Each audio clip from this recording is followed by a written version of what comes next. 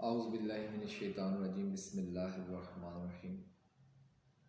میں اکثر اپنے دوستوں سے یہ کہتا ہوں کہ لوگوں سے یہ مت کہا کریں کہ میرے لیے دعا کریں، بلکہ آپ عملی طور پر ایک ایسا کردار معاشرے میں پیش کریں کہ لوگ خود بخود آپ کے لیے دعا کریں۔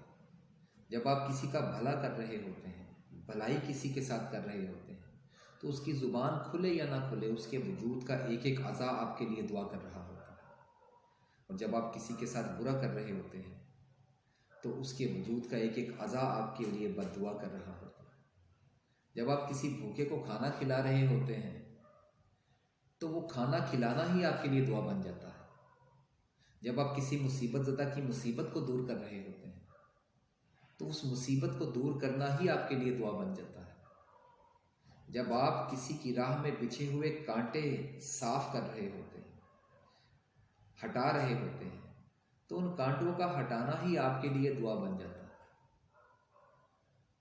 آپ کی زندگی کے وہ لمحات، وہ وقت، وہ گھڑیاں، وہ ساعتیں جو آپ لوگوں کی بھلائی کے لیے صرف کر رہے ہوتے ہیں، ان ساعتوں کی اللہ کے ہاں بڑی قیمت ہے، اور وہی اصل آپ کی زندگی ہے جو آپ دوسروں کے لیے جی رہے ہوتے ہیں، دوسروں کے لیے گزار رہے ہوتے ہیں۔ حضرت ابو ہریرہ رضی اللہ تعالیٰ عنہ سے روایت ہے، رسول مقبول صلی اللہ علیہ وسلم نے ارشاد فرمایا کہ بروز قیامت اللہ تعالیٰ فرمائے گا کہ اے ابن آدم، میں بیمار تھا، تو نے میری بیمار پرسی نہیں کی۔ وہ عرض کرے گا اے میرے رب، تو رب العالمین ہے، میں تیری بیمار پرسی کیسے کر سکتا تھا؟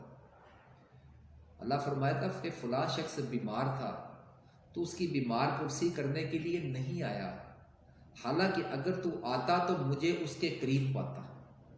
پھر اللہ فرمائے گا کہ میں بھوکا تھا، تو نے مجھے کھانا نہیں کھلایا۔ وہ کہے گا تو رب العالمین ہے، تجھے کھانے کی کیا حاجت؟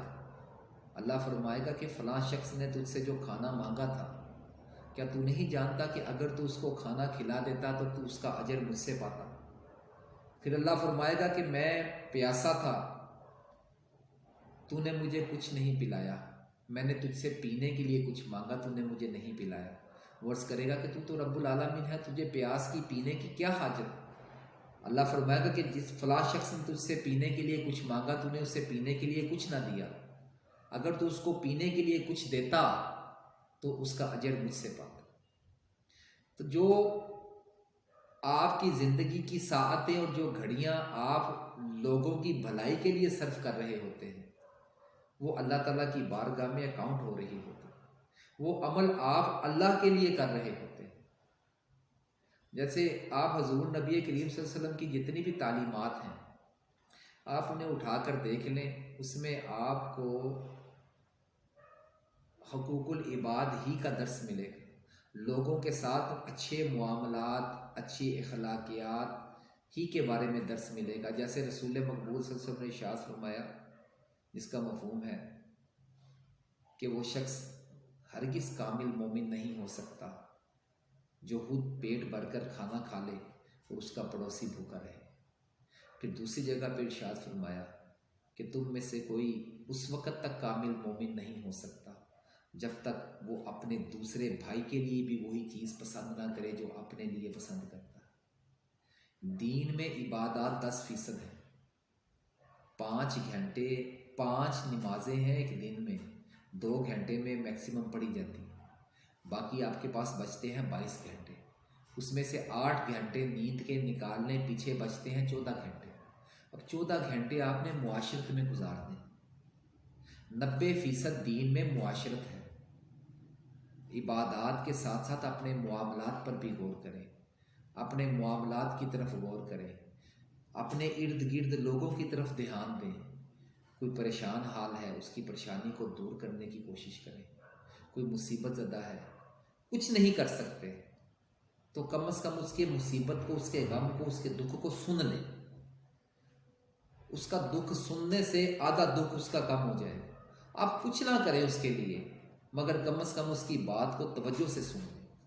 کوئی سائل آپ کے دروازے پہ آ جائے، کوئی سوال کرنے والا آ جائے، کوئی رشتہ داروں میں سے، کوئی دوستوں میں سے، کوئی محلے داروں میں سے، اس کو حقارت کی نگاہ سے نہ دیکھیں، کیونکہ وہ خود چل کے نہیں آ رہا ہوتا، وہ اللہ تعالیٰ کی طرف سے آپ کی طرف آ رہا ہوتا ہے، وہ اللہ تعالیٰ ہی آپ کی طرف اسے بھیج رہا ہوتا ہے۔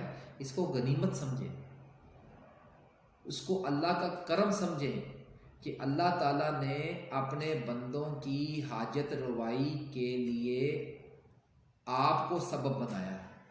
اس پر اللہ کا شکر ادا کریں، بجائے اس کے کہ آپ اپنا منہ دوسری طرف کر لیں۔ لوگوں کے غم سن کر اپنا منہ دوسری طرف مت موڑیں، بلکہ لوگوں کے غم سن کر ان کے غم کو دور کرنے کے لیے کوشش کریں، جستجو کریں۔ اللہ تعالیٰ سے دعا ہے کہ اللہ تعالیٰ ہمیں سمجھنے کی